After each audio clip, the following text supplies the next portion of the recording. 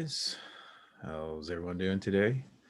This is Jonathan Nieh, one of the founding partners of Trowbridge Law Group, here this morning to talk to you guys about fraud.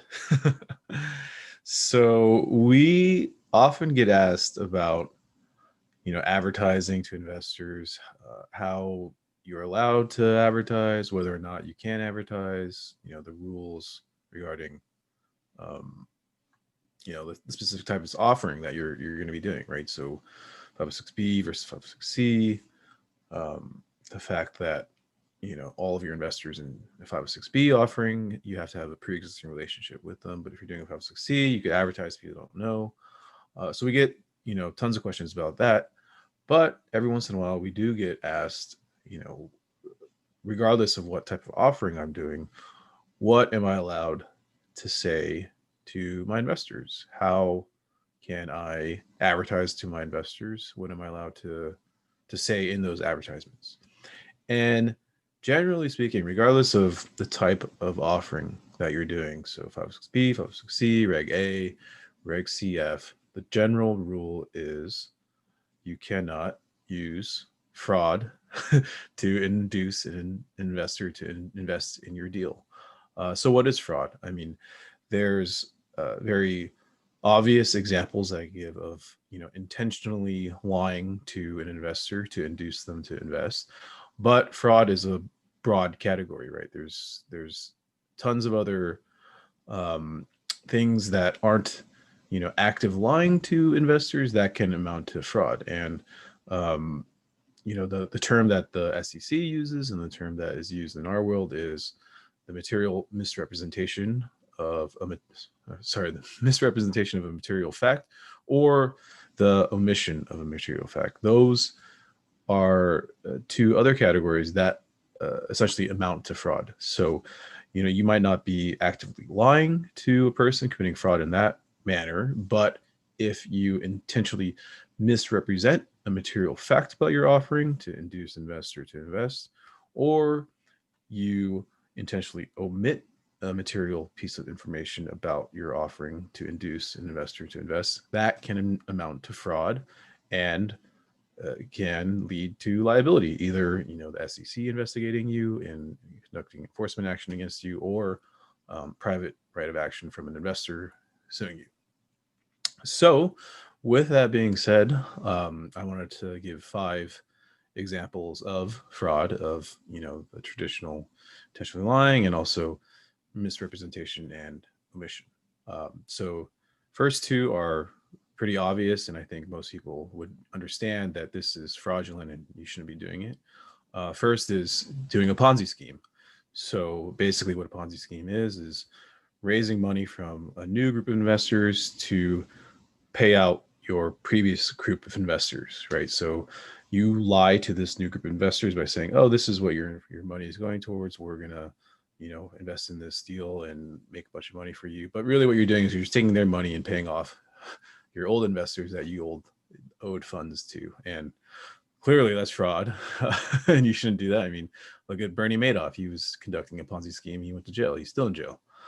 The second obvious way in which someone can commit fraud is by lying to the investors and saying these are guaranteed returns, or you are guaranteed to make X amount on your money. Anytime you see the word guarantee, that should be a giant red flag, because there is no way that anyone can ever guarantee that you are going to get a certain return on your investment. In fact, every investment there is the inherent risk that the investor could lose their entire investment. So if you say guarantee in your offering documents, that you say guarantee in any information you give to investors, that is probably fraud, and you shouldn't do that.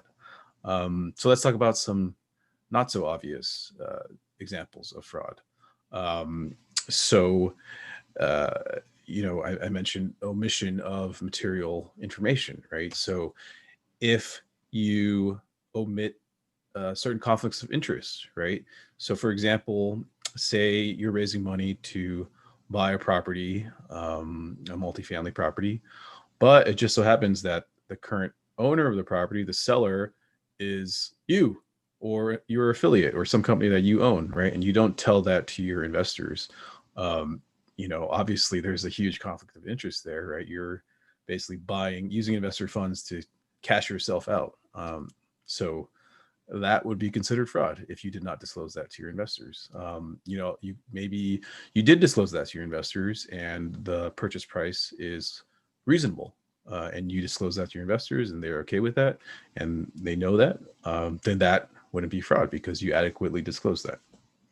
Another example of omitting a material fact would be if you were, say, a real estate agent or a real estate broker on the deal that you were raising money to buy, and you receive a commission on the purchase of the property, and you did not disclose that to your investors. That would be fraudulent because you are receiving compensation from this deal. The success of this deal is tied to additional compensation that you are receiving. And by withholding that information from your investors, you shouldn't be doing that. That's fraudulent. And the last example that I will give is in relation to the bad actor disqualifications. So, say for example, you have had previous actions enforced against you by the SEC. They investigated you for committing fraud previously, and you have that on record, and you do not disclose that to your investors. That's fraud, obviously, right? So don't do that.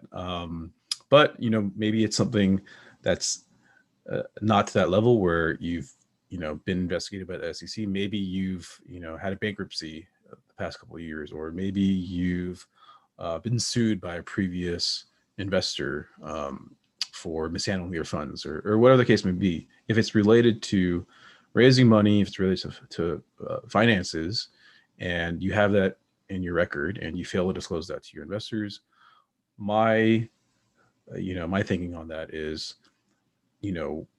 would an investor want to know that before investing in your deal? And I think if it's related to finances and relating to overseeing other people's money, and I was an investor in that deal, I would want to know that. And by withholding that information intentionally, you committed fraud. So don't do that.